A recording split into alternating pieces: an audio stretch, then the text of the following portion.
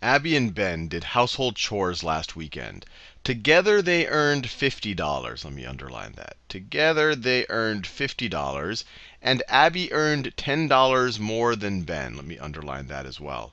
Abby earned $10 more than Ben. How much did each earn? Now we could just go and solve it, but it looks like they want to ask something else.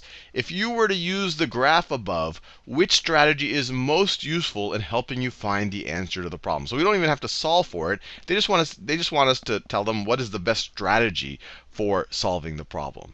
So the first choice, they say finding an equation for the blue line. So let's look at this graph that they've also given us. So the blue line here is the graph that using the information that Abby earned $10 more than Ben. That's what that says. It's written a little bit small, but hopefully you can see it. Abby earned $10 more than Ben, which is this information over here.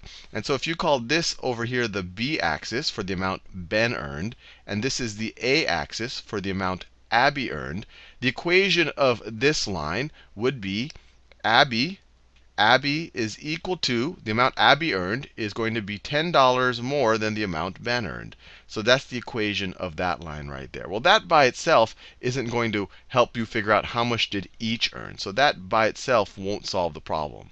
Finding the red line's y-intercept. So let's look at the red line. The red line is using the information that Abby and Ben earned $50 combined. It's this information up here. And the equation of that would be Abby's earnings plus Ben's earnings are equal to $50. If you were to just find the y-intercept there, it's just at 50. That's really not giving you any information and figuring out how much did they each earn and actually solving for A and B. So B by itself won't work. Finding the line's point of intersection. Now that's interesting because the point of intersection gives you, so let me circle that a little bit bolder. Let me do that in orange and a magenta color.